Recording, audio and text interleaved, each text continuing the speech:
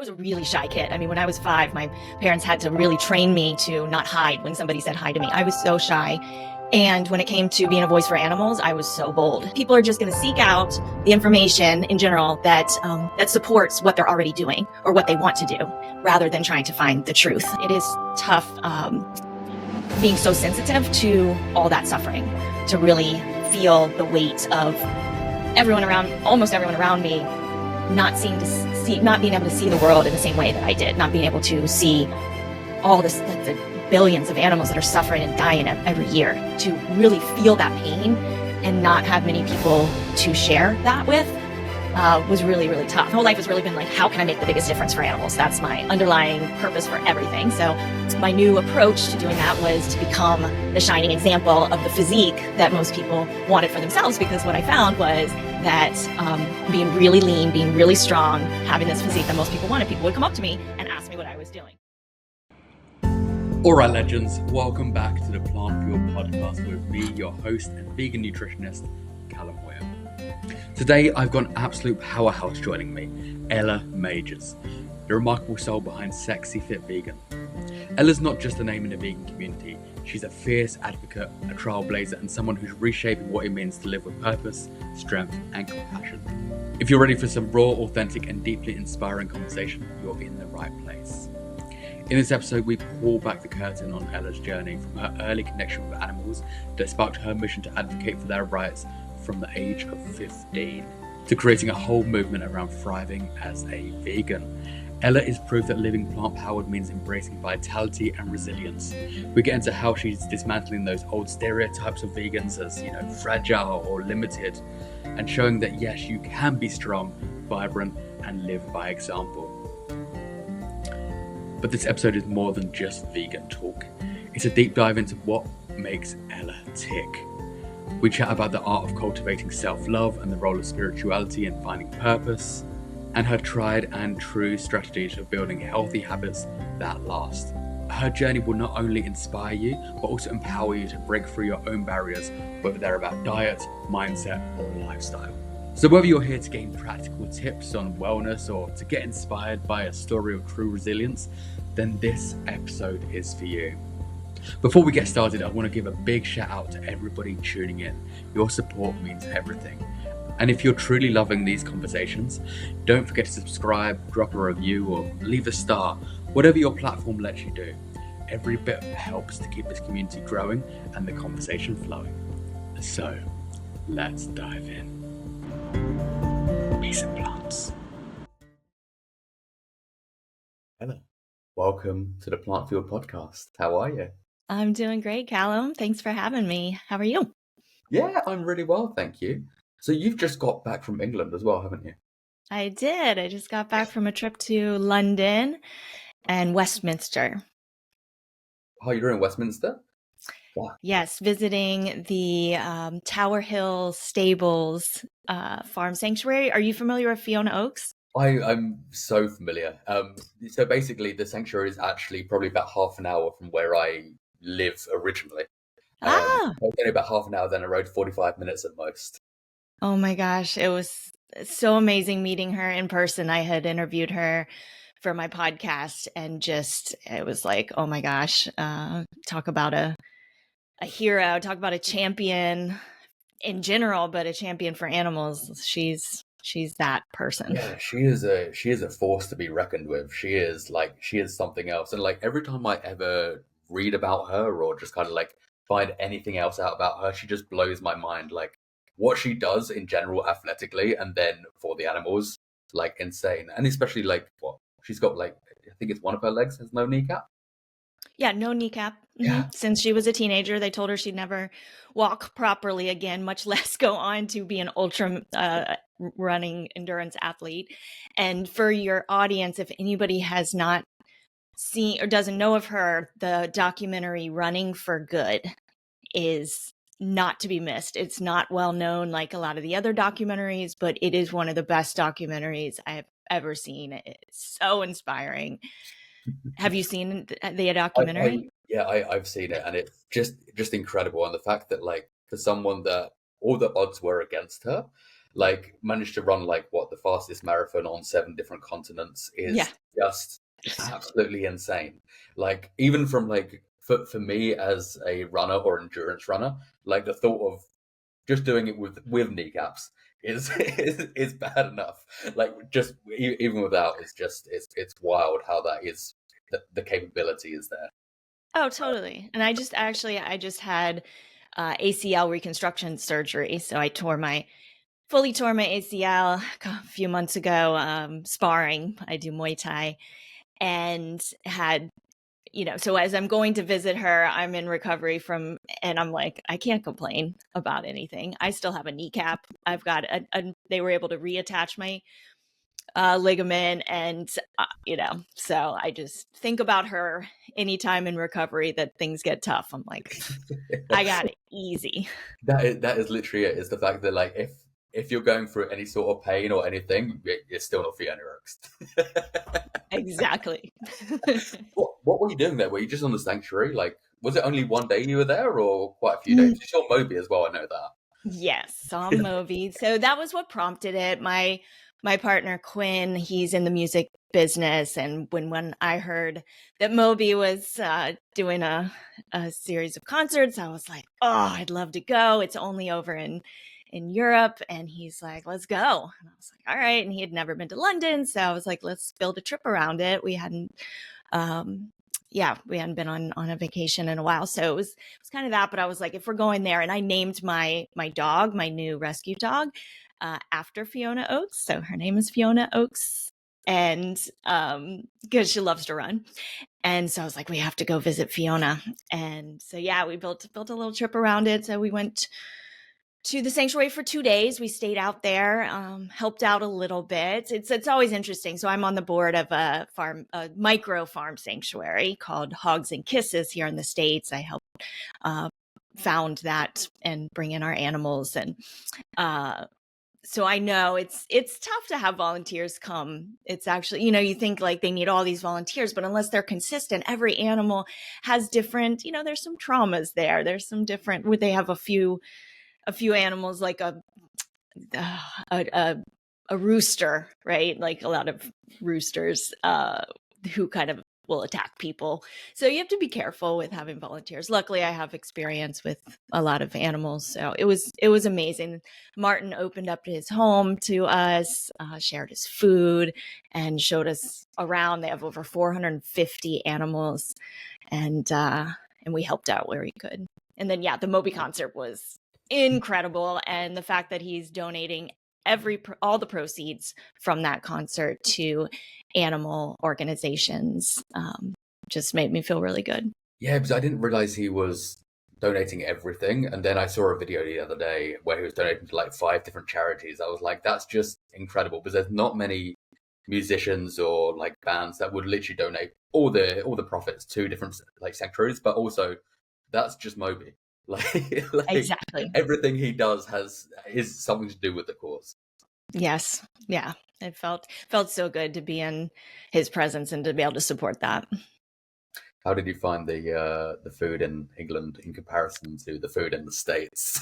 Oh my God. Well, we went to, several fully vegan restaurants that were just phenomenal. I mean, I think they have like 200 vegan restaurants in London. I mean, that's insane. I live in Miami in the States, and, we have some vegan restaurants, but compared to over there, it's few and far between. And it was just everywhere. And Moby, the other thing about the Moby concert is he turned the whole stadium vegan for his concert, which I had a feeling. I was like, I bet every concession is going to be fully vegan. And Quinn's like, there's no way they would, there's no way they would do that. I was like, there's no way that Moby's going to allow people to eat flesh while they're watching his show. There's no way. And sure enough, it was all plant-based, which was amazing. Yeah, and we went to Earthling Ed's restaurant, the Unity Diner. Such good food there. Oh my God, it was so good, and just good vibes. I'm all about the vibes of these places. And we had to have the fish and chips, the vegan fish and chips. Not healthy, of course, but really delicious. Yeah, you're on holiday. You have to. Yes. And we walked like 15 miles one day. We went through all the, parks. And I think that's the one thing I do miss about living in England or in London is the fact that like the food is so good there, and like every different cuisine that you could ever think of, there is the plant-based version of it, and it's just incredible. And yeah, that's the one thing I'm kind of like, being in Australia, they have a scene, but it's also 20 years behind like the Mm, rest of the world because it's so mm. far away. I didn't Whereas know that. yeah, it's just like London. It seems that like, you know, California or New York or London has like, they start off something and then it will kind of like go around Europe and the rest of the states, and then like 5 years later, like Australia will get it. So they're very behind on the times with everything. Mm. Which is the, I think is the one thing that I do miss about living in England, is that just the food scene. However, that it's also great me not being near it, because then I can't just constantly eat. Yeah, well, that's what I think back to when I went vegan in 1995. And there was, I mean, nothing really except whole foods to eat. So I learned, I ate tofu and beans and vegetables, all these things. There wasn't like, all this processed food that says vegan on it that I'd be so tempted to have. I mean, I could have just lived on pasta and Oreos, I guess, but luckily I had conscious parents back then. I was 15. Yeah, you had to learn the hard way of literally eating all like the kind of like, yeah, tofu, beans, like just everything that was Which very is so much great. like whole foods, which is Yeah. what we all kind of strive to now. But then you Right. kind of get into these, you know, you go into a supermarket and they've got like a new Ben and Jerry's. You're like, oh. Right. And it's not saying that I know I should be eating my beans. Exactly. So many less, temptations back then. Absolutely.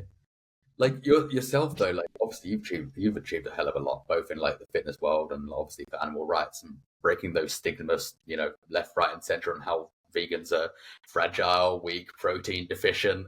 But let's dive into those. For those who don't know you, who is Ella Majors, and what's the journey that has, you know, brought you here to where you are today? Wow. Yes, that's a big question.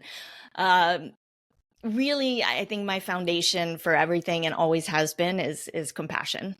So I'm just a compassion-driven human. When I was 7 years old, so I've been an athlete since I was 5, and then at the age of 7, I got in the car after school, and my mom asked how my day was, and I told her that we had learned about Daniel Boone. And for any of your listeners who may not know about Daniel Boone, he was one of our first American folk heroes. And he was a wilderness guy. He had a raccoon hat and he had a shotgun that he carried around. And I go, this guy was supposed to be a hero, Mom, but he wasn't. He killed animals and he ate them. And my mom was really honest with me. And she said, well, we're very fortunate. We don't have to do that ourselves anymore. We get to go to the grocery store to buy our meat. And it was really at that moment that I connected the food on my plate, the meat, with the animal. And when I realized that that was an actual animal, I was horrified. And in that moment, I told my mom I was never going to do that again. And that was it. I never ate meat again. I really felt very clear from that young age and started just talking to people. I'm like, why are we eating meat? We've got so many other things we can eat. I just started eating the side dishes off of the dinner table. And by the time I turned 15, I had really somehow been able to do all the research I needed before the days of internet, to connect with PETA and different animal organizations, vegan outreach, and really became educated and became fully vegan at the age of 15 and became an animal activist, until I realized that a lot of people weren't ready to know, and that the methods I was using, the protesting and all of this, wasn't exactly, I didn't feel like it was making the difference I wanted it to make. So that's when I turned to the fitness industry, dove into that after getting my degree in social work, and started to inspire people through my own physique and fitness. I think as well, like going vegan at 15, before like, you know, the prevalence of the internet as well, it must have been so hard to then try and get all the information that you do need, because like it's, people aren't too sure now whether they can get protein from like plants, let alone back then. Like, Yeah. and we have literally all the information, we have the science, we have like, you know, literature right there. However, people are still unsure. So even, I don't know, back then at like 15, like, what were you doing to find that? Like, how did you find these? Was it just kind of like, finding information in books or just eating and realizing you're not dying?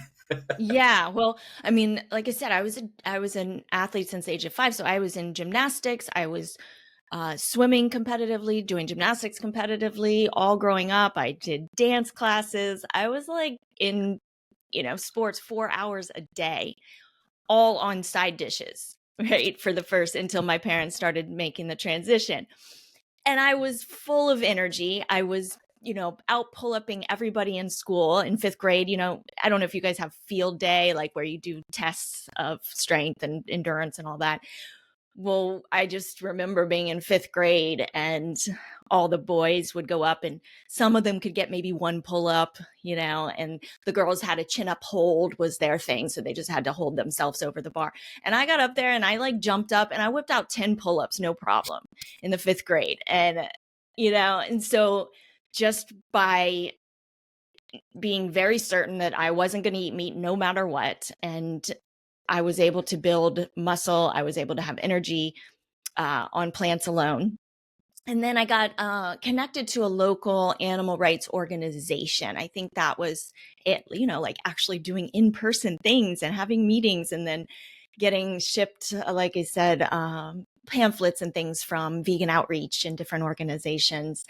And so I just learned everything I could to be able to then spread the word. And of course, in my young mind, I thought, well, surely if only people knew what was happening behind the closed doors of factory farming, they're going to go vegan just like me. I just got to give them the information. So that was my hope. And it was a pretty bitter pill to swallow, at that young age when I thought I was could make all the difference in the world just by letting people know what was going on. And then to be met with so much resistance, I had to really start to understand the programming and the reasons why just trying to tell people what was going on wasn't working.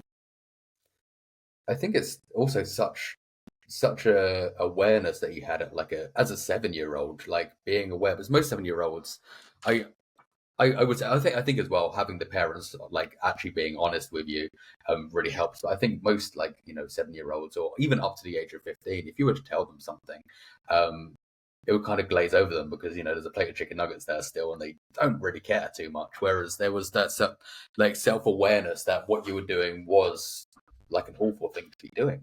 And I think as well, like when people first go vegan as well, there's such an anger that we all have. I think at the beginning we have like this anger where we're like, we want to go out, we need to tell everybody, and we are just hit with resistance constantly because like we think that we're telling, so we're going to be helping, but at the same time, it's hit with so much resistance and pushback constantly.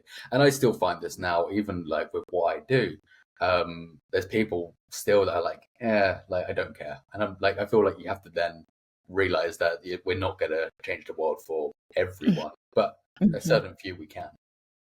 Yeah, and it's also a matter of, well, nowadays, right? It was hard to find information before. Now it's so easy. It's everywhere. And now it's this overwhelming amount of information and everyone can hop on social media and give their 2 cents, whether they're qualified, wherever that information is coming from. So now we're having, such false information about, the carnivore diet and things like that people are just going to seek out the information in general that supports what they're already doing or what they want to do, rather than trying to find the truth. So we're kind of in this opposite situation now, that you can find information to back up whatever habit you want to keep. Yeah, there's a lot of confirmation bias going around where like once they find something that agrees completely with what they're saying, and as you said, like the carnivore diet is like a main component to that. I would say like you've got the main perpetrator for that is one certain guy who's kind of led this whole like with a large following of like 2 million people and kind of spreading all this information, but it's very much cherry picked when you actually look into the studies as well. And I think we are living in a day and age where like we can cherry pick anything and make it look fine, make it look great. And we're I think the majority of people are overwhelmed with information Yep. anyway. Like most Yep. people don't know where to look. Most people don't know how to read a study. So this guy looks like he's got confidence. We should believe him.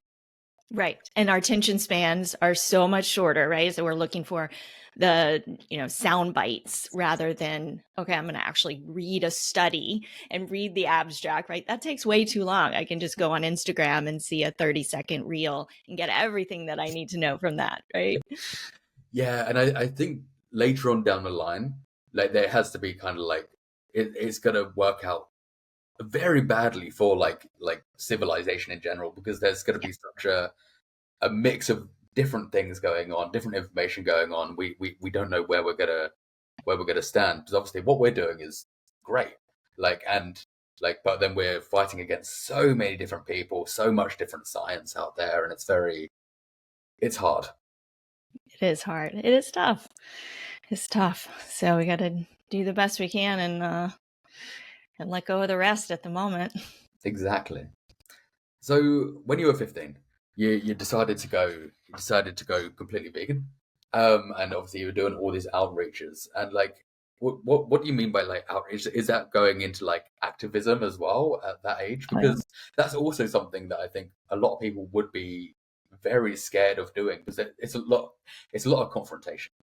Yes.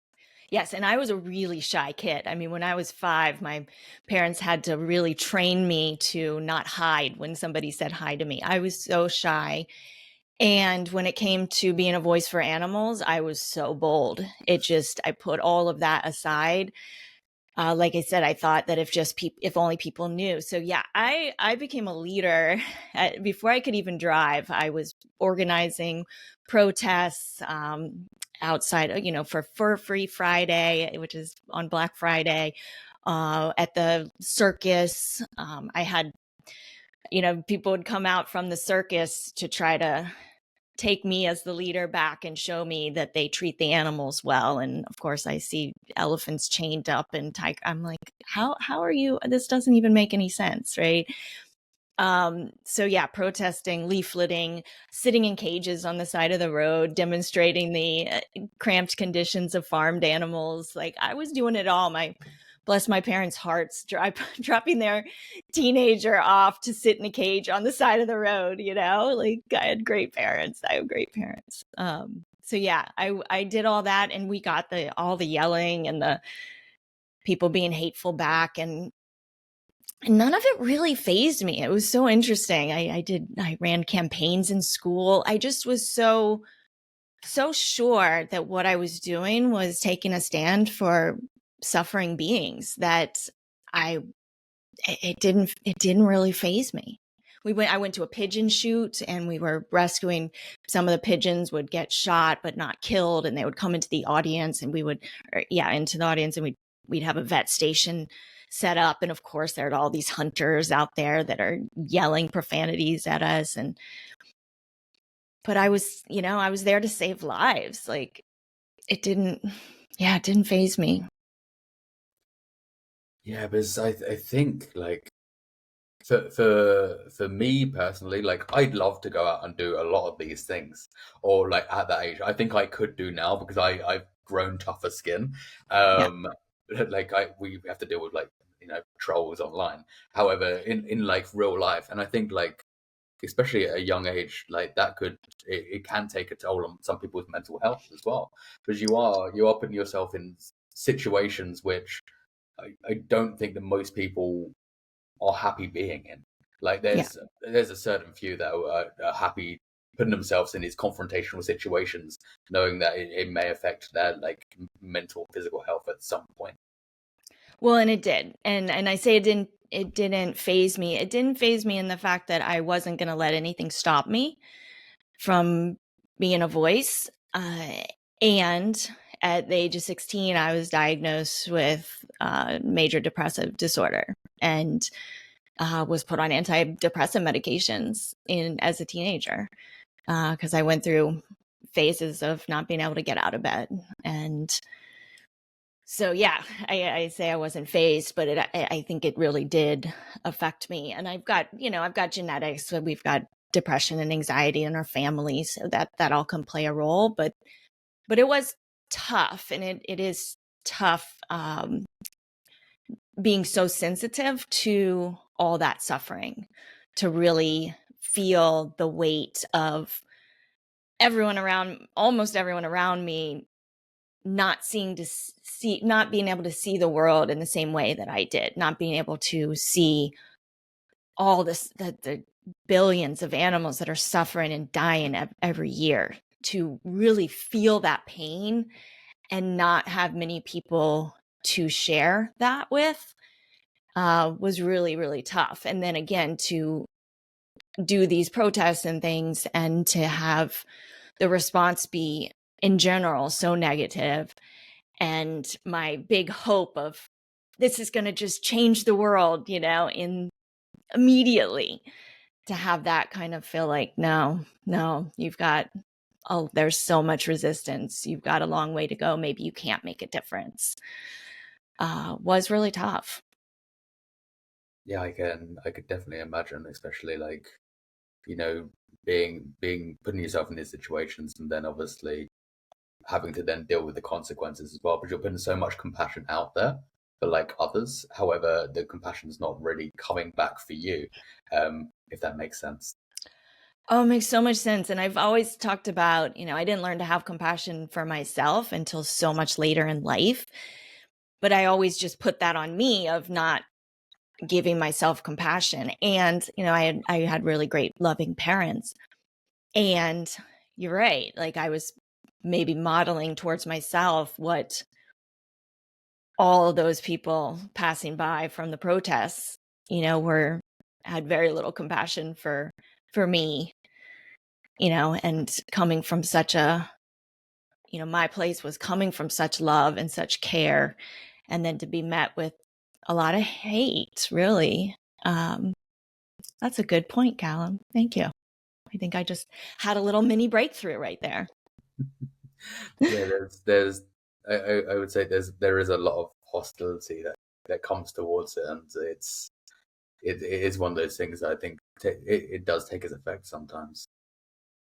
Yeah. When obviously moving further on throughout obviously your journey, you then went to college. I don't know when college is in the States in comparison to like England. Like, I know we have universities and colleges that are very different to the States, but did this then carry on during that time as well? Yeah, so I put kind of a pause on the direct activism, went off to university, as you guys would call it, and yeah, I didn't exactly know what I wanted to be when I grew up. I knew I wanted to be in service to humanity, to the world. Ultimately to animals, but I didn't see at that point a career that would allow me to do that. So I ended up graduating with a degree in social work, thinking maybe I would be a therapist of some sort. So I did not go on later to get my master's degree, as that still was an option. But after school, I jumped into the fitness industry. That was, my other passion besides animals was fitness and athletics. So yeah, I became a personal trainer. I started working in health clubs. I ran a few, helped open a few. And my whole life has really been like, how can I make the biggest difference for animals? That's my underlying purpose for everything. So my new approach to doing that was to become the shining example of the physique that most people wanted for themselves, because what I found was that being really lean, being really strong, having this physique that most people wanted, people would come up to me and ask me what I was doing to get so muscular and lean. And of course, I was thrilled that they were asking me what I was doing, that I could then share with them that I was doing it all by eating plants. And that was my in. So I kind of stopped talking about the animals at first, got people in the door with the fitness and with the physique. And then I found that it was then if the ones that would actually open to changing their diet a little bit, once they did, it was helpful then to be able to start to gently feeding in the animal information, because I knew that would keep them vegan, right? If they transition to plant-based diet for the health and fitness, just like any other diet, they come and go. People fall back into habits. If we can get them in the door, have them feeling good, then start to show them, oh, look what you're doing, unknowingly maybe, to save animals, and look what's going on, then that was the approach to actually help people sustain that way of life. I think that's the best way of doing it as well, is leading by example, because like as much as a lot of people go over for the animal reasons, a lot of people don't make that connection. But people love or want to be healthy. People want to, be a shining example of health. And if they can do that, and then, you can lead the kind of animals and that into it later on down the line, then there's that connection. Because when people do it from a health point of view, which would be more of a selfish point of view as well sometimes, because for their own gains. This is when we do see later on down the line, we do see a lot more ex-vegans as well, because they haven't made that connection. They went on because they jumped onto what they thought may have been a trend for a bit, and then obviously didn't make those kind of those connections, and it didn't really mean anything to them. So the fact that you're adding that in later on down the line, whether that be like subtly, makes so much more of the difference, because you're actually just planting that seed that's growing with that transformation as well. Yes, and that's why I've kept that up over the years. Only later, forming my brand, it's very overtly vegan, and it's still very welcoming. It's still very inviting. And still has the fitness and health component as the lead. I do find that the fitness industry as well is a hard one to navigate as a vegan. It's getting better now. It's getting better in the last, like, I'd say 5 years. But there's from the onset, like a lot of people still, they're like, there's this mindset of kind of like, chicken, rice, broccoli. That's how you're going to build muscle. That's it. And and people see it, and they see it, and they're like, oh, this is the epitome of health. However, what you may look like on the outside may not be what's going on really on the inside as well. Whereas obviously you're doing this from a very healthy point of view as well, where you're actually feeding your body with the nutrients it needs, the micronutrients, the macronutrients, all from plants that are so beneficial to the body, in comparison to many of these others that are literally just consuming the same three things, basically: breakfast, lunch, and dinner, and maybe one of those kind of like protein powder and water, and that kind of gloopy stuff that people make. Yeah, like the pudding. Yeah, the pudding. Protein pudding. Yeah, no, I think you hit it spot on there. I've always talked about the fitness industry having so little to do with true health. I mean, especially back in the day, things are changing now, but slowly and very much behind, I think, very behind the times. People are still going to seek out fitness and trainers primarily to look a certain way, right? For aesthetics, for vanity reasons, which is fine. There's nothing wrong with wanting a strong, lean, great physique. And I always talk about needing to also connect with a deeper why, a more meaningful why. Because look, I mean, as the older I get, I'm 44 now, things are going to change in our bodies. And if we're relying on that to be happy a certain way, I mean, my skin, I look down at my knees, on my elbows, things like this, and I'm like, oh, that skin is not as tight as it used to be. I do a lot of yoga now, so I'm looking back in down dog at my knees, and they're, just things are not the same, and there's nothing I can do about that, right? So I always talk about people waiting for weight loss or to look a certain way to be happy. We've got to connect with that happiness now and create this more deeper, meaningful why of why we want to be healthy, why we want to be fit. That's going to keep us moving in that direction instead of being motivated only by looks. I think that's really, really important. I was about to say, you don't look 44 either. Like far from it. Thank you. I appreciate that. I don't know what 44 is supposed to feel like, but I really feel like I am in the best shape of my entire life. And in every level, right? Like we talk about holistic health and fitness, and man, I'm the happiest I've ever been. I'm the most fulfilled I've ever been. I'm the strongest I've ever been. I'm back to, doing my 10 pull-ups that I could do when I was in the 5th grade. Um, and really eating is an act of self-care, right? And my relationship with food has changed so much since my 20s. And now I really do see it. I'm kind of the opposite of a foodie. I really see food as fuel, as nourishment, and I enjoy it. Like I'm eating foods that I enjoy, but they're whole foods. And a treat for me now, eating a slice of vegan cake doesn't really feel like a treat anymore. I mean, it's nice to do every once in a while. It tastes good. My little niece turned 6 yesterday. We had a vegan cake. She's vegan since conception. And it was fine. But then, I didn't feel great afterwards. That sugar rush. And I'm like, yeah, that's not really a treat. I ate it consciously. I said, this is a celebration. I'm going to partake. I'm going to enjoy every bite of it.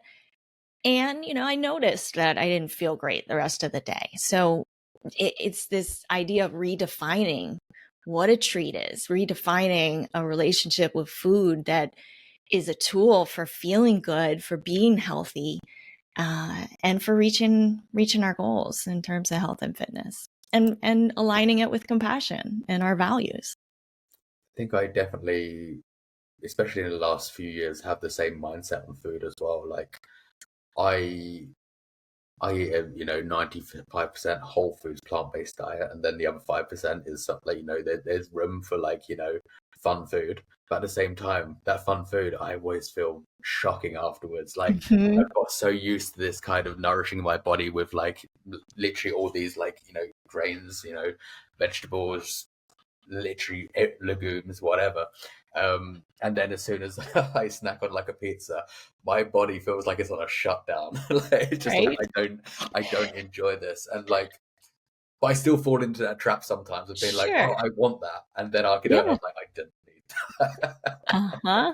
And it's just having that more intuitive, intentional eating, and just kind of knowing what the body actually wants, and what's actually going to make it feel shit. Exactly. Yeah, that intuitive eating is really, how I help people now, is to get to that place where you can eat intuitively to nourish and fuel your body, and to find the balance. And there's a give and take, right? Like you could say, I'm never going to eat vegan pizza. And, sometimes you need a vegan pizza, and it's all right. It's no big deal. I mean, and as long as you're doing it consciously and don't have those cycles. And I've worked a lot with and struggled myself for a long time with disordered eating and those cycles of restricting and then ended up overeating or binging. And it's that guilt that we put on ourselves sometimes that can create those cycles. And at the base of that, it really is a lack of self-compassion. It's a punishment of sorts. It's a sabotaging. And so working on, and this is where my, master's degree in social work really comes in, and helping people with their eating is to get more tools for dealing with negative emotions, for understanding our programming, for being able to learn how to coach ourselves into healthy choices that then become healthy habits, that then become a healthy lifestyle. But we've got to have that emotional health to be able to do to do those things. Absolutely. And yeah, I've fallen into that trap many times. I think especially growing up in a very sport heavy school as well, that basically it was very much, you need to look this way, you need to, eat this way. And very much it was that kind of very, bodybuilder mindset, I would say.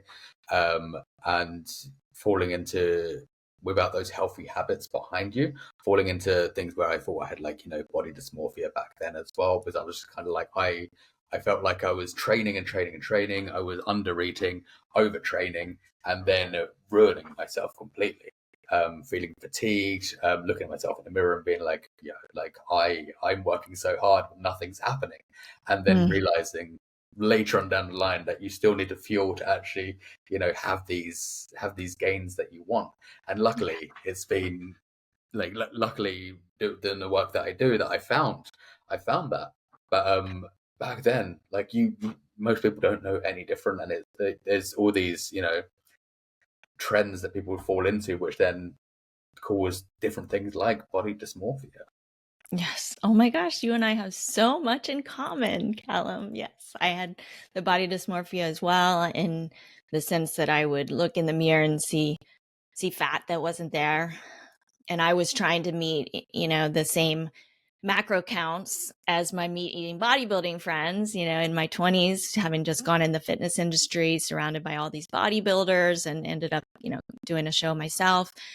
And yeah, they were like the chicken, broccoli, a little bit of rice, here and there, protein pudding, protein shakes, all these things. It was like protein, protein, protein, terrified of carbs. And I'm trying to meet all the same macro counts as them on a plant-based diet, which would make anyone crazy, right? Because plants have carbohydrates, and carbohydrates are essential for our health and performance. They're demonized.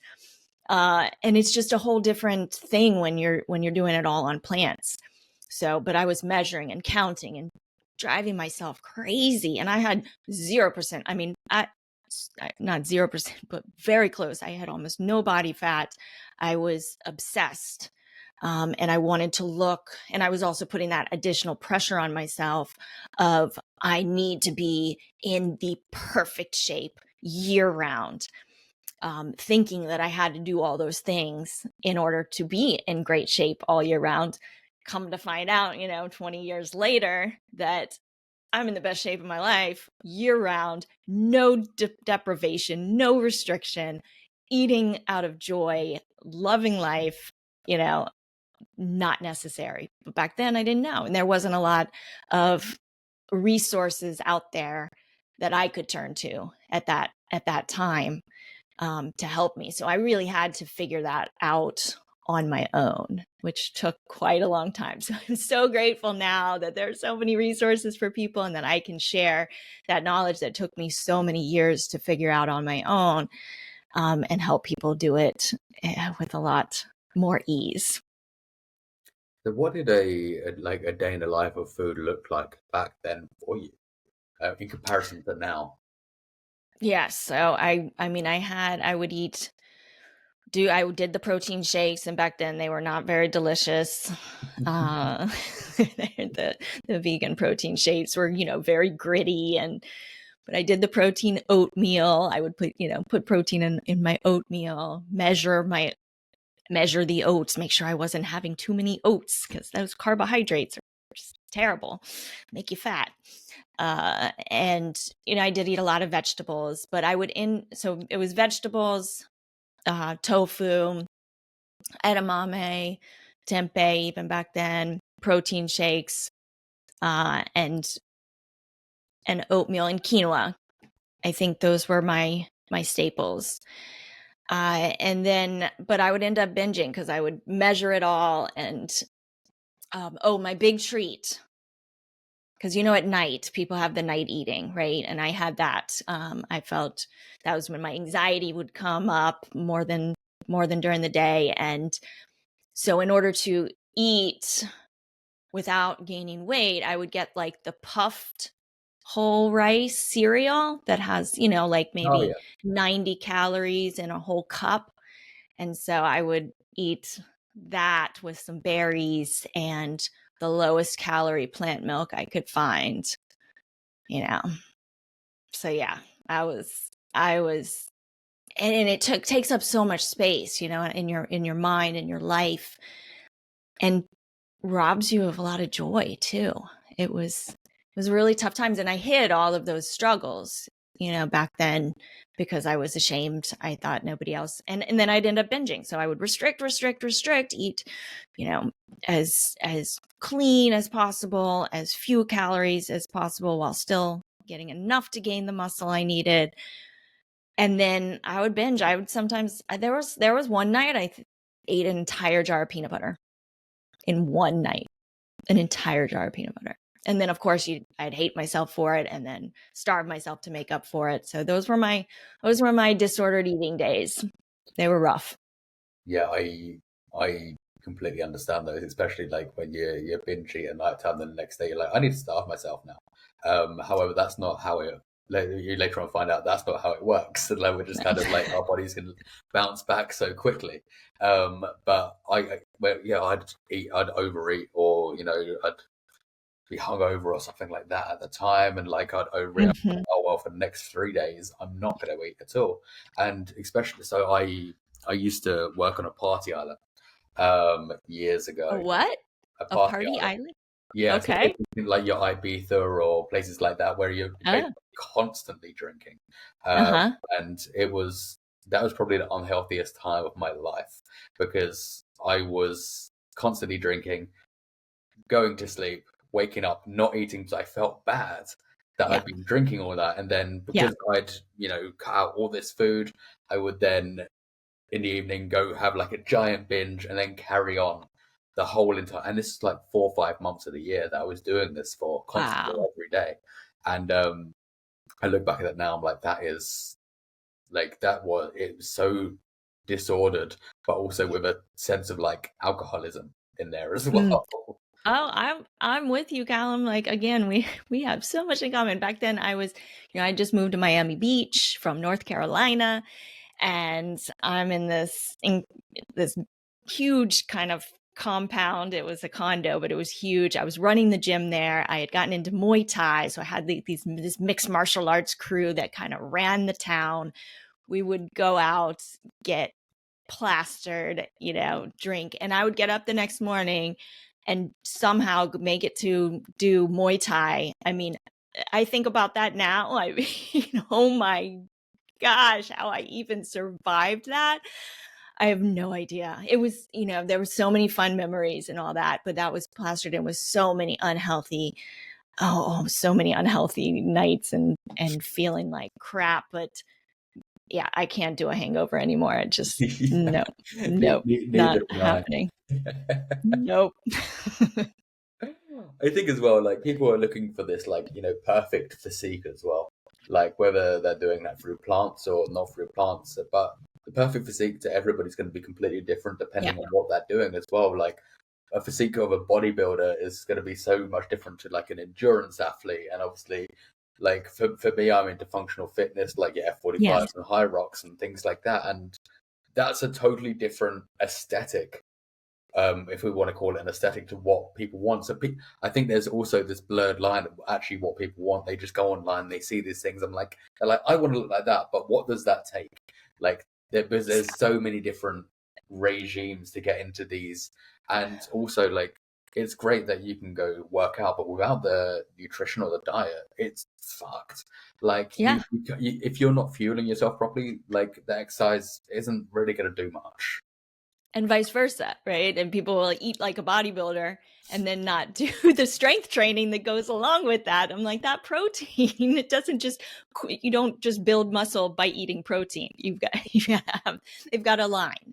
And I think that's what it's all about, right? It's like this alignment and this balance and figuring out what you want for yourself in your life, and then to eat in alignment, move in alignment, live in alignment. With those things that you want. It's got to all align, and it's got to be, and it's personal, and everybody's body is different. Everybody's body is unique. People build muscle at different rates.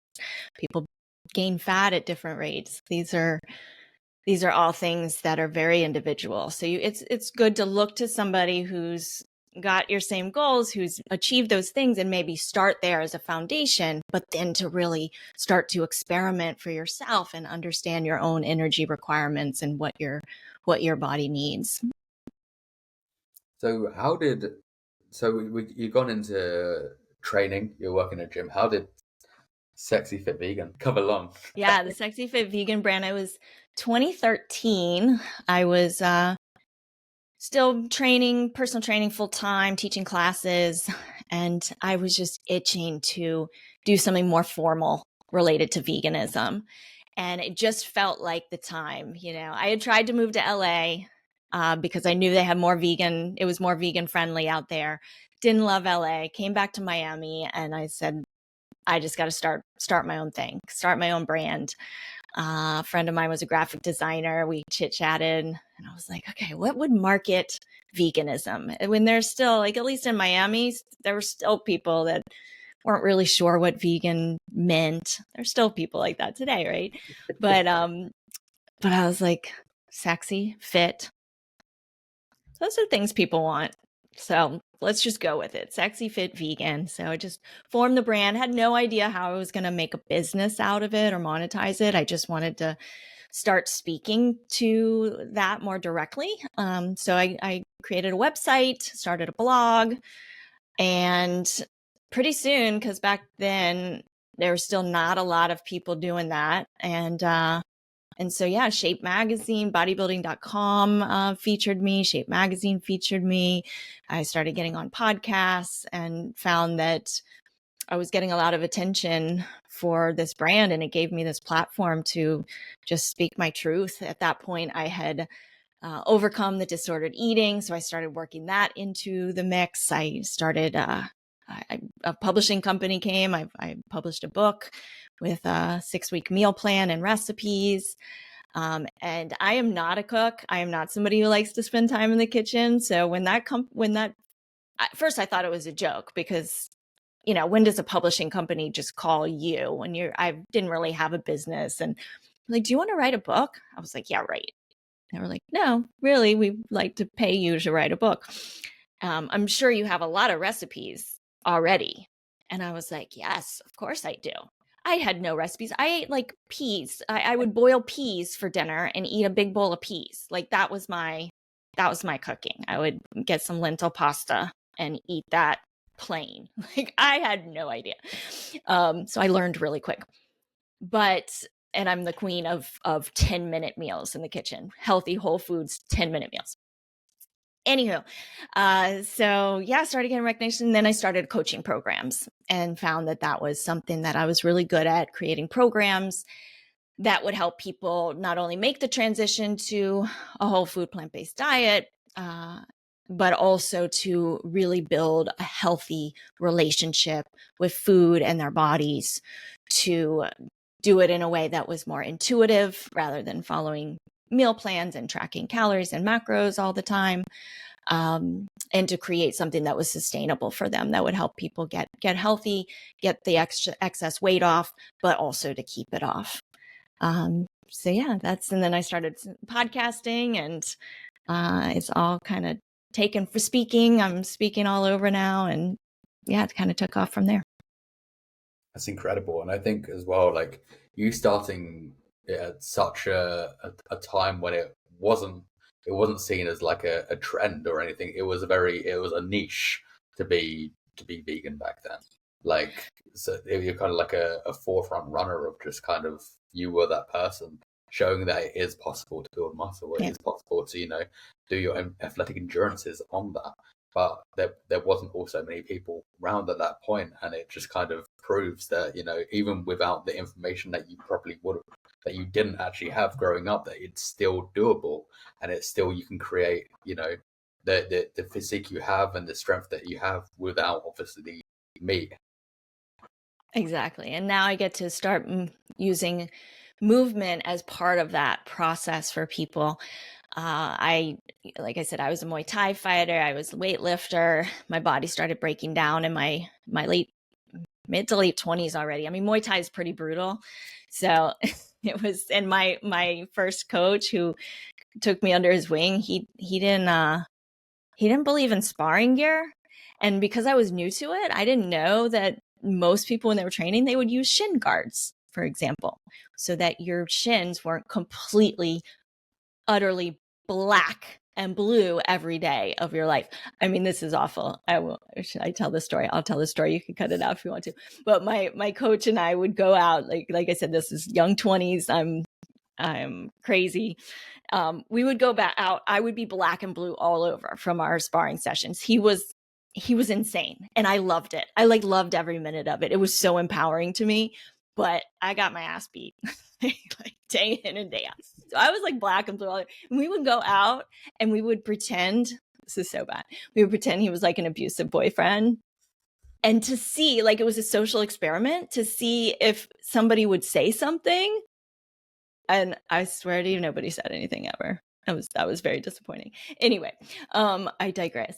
So now, so I got into yoga, hated yoga at first. I was like slowing down. What is this Om stuff you're doing here? This is weird. This is, which you wouldn't think, because the stereotype of a vegan is they're like a yogi, they're hippie, they like those sort of things. I did not. I was like, don't tell me to slow down and breathe. I was go-getter. I was tough girl. I was do. So to like focus on the being was really tough. And my body, I knew it needed it. So I did it. It took 8 years of doing yoga until it clicked. 8 years later, something clicked and I started really getting it. Got the mindfulness piece of it. I started getting how I needed my worth. Like I so was basing it on everything I was doing, not just my being. And that's when the compassion piece clicked for me, that I had so much compassion for everybody else and almost none for myself. And I think, yoga played such a big role in that I'm going next month to go get yoga teacher certified and starting to incorporate that into my coaching programs to really help people create that mindfulness through movement that they can then take off the mat and use at the table, right? To use in other parts of their life, particularly with food and building that mindful relationship with food and eating, so that you can start to use eating as an act of self-care. The fact that you went and did yoga for 8 years and hated it, but give up after a few weeks. Like, who carries on doing it for 8 years? That is Me. wild. It is wild. Oh my gosh, I refused to do the Om thing. I was like, it was because I cared about having a body that was functional, that could keep getting stronger. I really, because fitness was such a passion and because my body was hurting, I did it. And there's nothing else like it. I mean, there was nothing else that was still in the gym or in a fitness studio that was gentle, that was in that therapeutic kind of mode. And of course, I did the power yoga as the therapeutic yoga. I mean, I did not do the therapeutic yoga. That I still have trouble doing. I am not going to lie. The yin yoga is something that I partake in once every 6 months. So I still consider the power yoga and the vinyasa yoga and the pretty strenuous yoga. I still consider that my day off and my therapeutic yoga. But I love it. I cannot imagine my life without it. I will be doing it till the day I die. Got my mom into it. She's 77. She can do a headstand. She does it every day. And it's just, to have some form of movement that takes care of your body, that strengthens your body, that has your body be more mobile and flexible, that you can carry into until the day you die. Like, yoga is something you can do until the day you die, because it's not about the physical ultimately. So yeah, but then I've also got into all the, I bet you're into some of this stuff, but all the primal movement. I want to go do the primal in Ibiza. They have a teacher training out there. If I could just make a living going and doing teacher trainings, that would be my dream life. So I want to go do the primal movements, into animal flow, Budokan, calisthenics. I've got really into that the last few years in the bar and doing all sorts of things on a bar and working on. Well, they have such horrible names, by the way. Like one of the moves they call skin the cat. I mean, how How ridiculous is that? So yeah, I know. So I changed the names of all these things, and my workout buddies laugh at me, but I'm like, no, that's peel the banana. That's not skin the cat. That's peel the banana. We've got a new name for this move, people. Now I have also recently, I'd say in the last few weeks, gone into calisthenics, and it feels nice to just be able to actually move your body without, like with your body weight, instead of having to like lift a weight or something like that, and just seeing what your body's actually physically capable of doing, which is a lot more than I think people give out or make out. Like most people think that their bodies can't do these things, and there's so much we're capable of that we just don't know of until we try. It is so true. And our body is a weight, right? And if we can learn to move it and lift it and carry it in different ways, for me, that's really exciting. That's like more exciting to me than being able to lift a heavier dumbbell, but to be able to do another pull-up, or to turn that pull-up into a muscle up, or to, hang upside down. And these are really cool things that we can also take outside and do anywhere. It's so much more of an achievement to kind of like to do a pull up, or as you said, a muscle up or something like that. Then like this is why I don't enjoy like static gym. Sometimes I'm just kind of like I'll go in there and like normally there's like a free weight section. I'm just like, I don't know what I'm really doing here. However, like playing around and doing other things and having movement is so much more fulfilling and more fun for me. I'm with you 1,000%. I go to a gym and look for the mat, like a big mat. Can I just have a big space? And I do incorporate strength training into that, right? But I'll go back and forth. I'll go do, some animal mobility moves that also are really tough on shoulders and things. And then I'll go do some weight training, and then getting back into the Muay Thai and boxing, and just mixing it up is important, I think. Yeah, I feel like when you mix it up, and then you're never gonna get bored that way. Like if you keep doing the same thing, and that's why I fell into those traps of doing the same thing and always fell out of it, because I was like, this is just not enjoyable. Whereas having multiple different things going on is perfect for me, which I absolutely love, because that way I can never just I can never just be in one in one position or doing one thing. It's just I need a constant, like, to keep the brain motivated as well. Yes. Yeah. And if we can just start to see it as such, that this is this adventure of when something starts to feel monotonous, time to change it up. Let's discover that there's always something we haven't tried yet.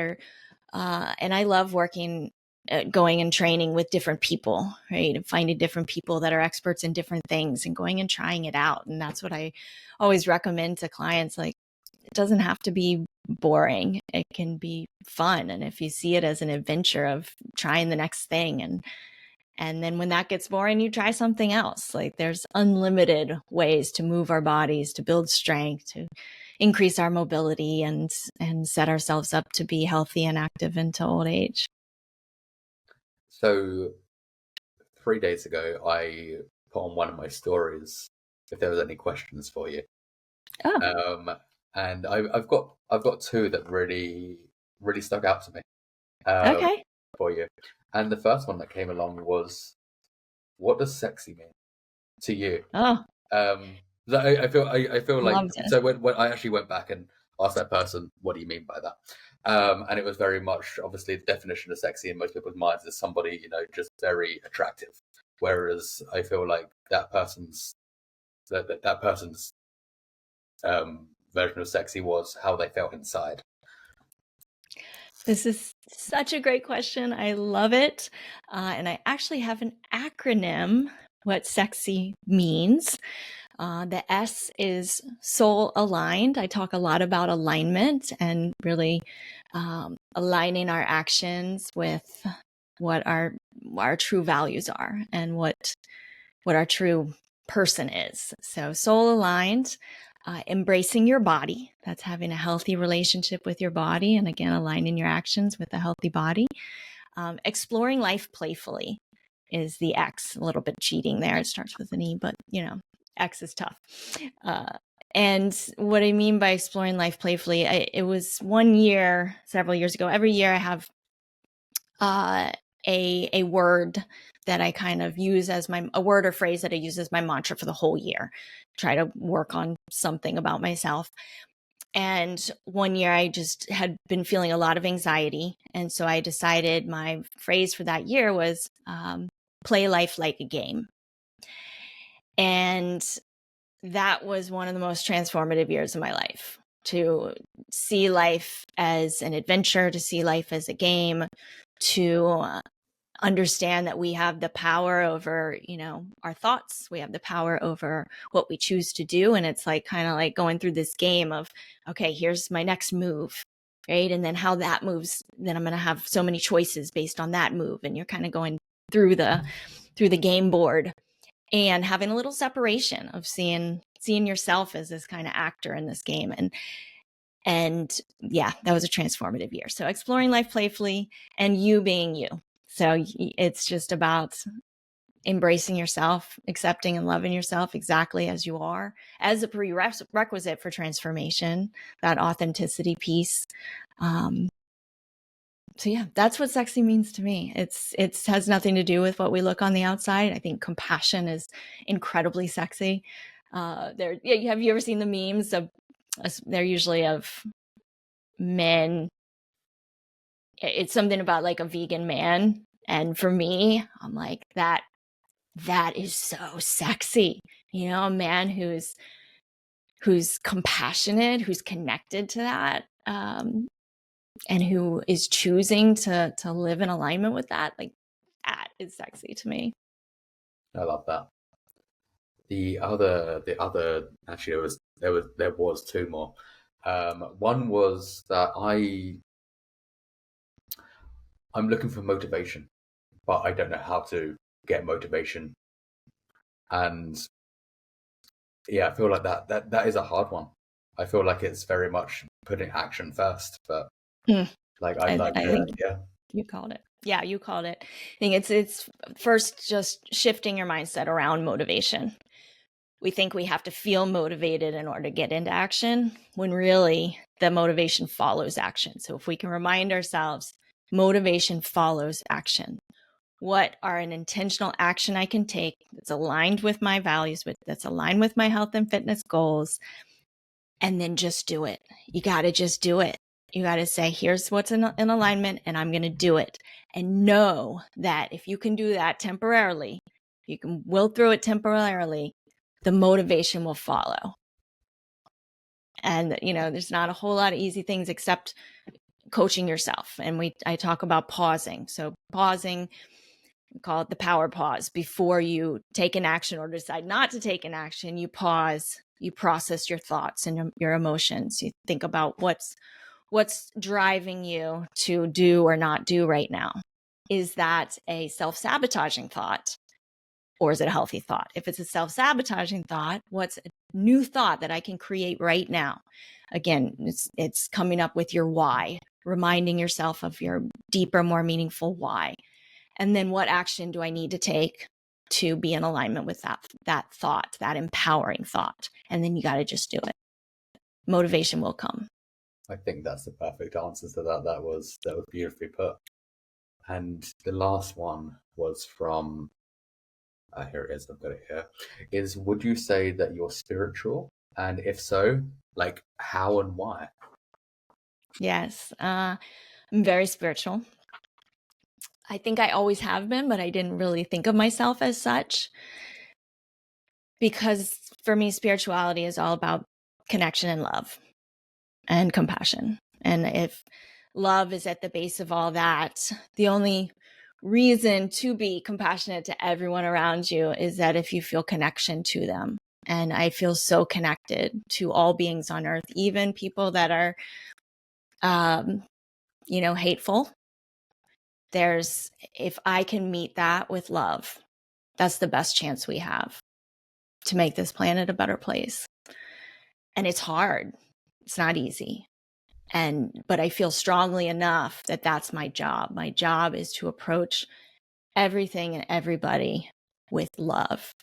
And it's that love and I believe in, that being a frequency that we can start to raise the frequency on the planet.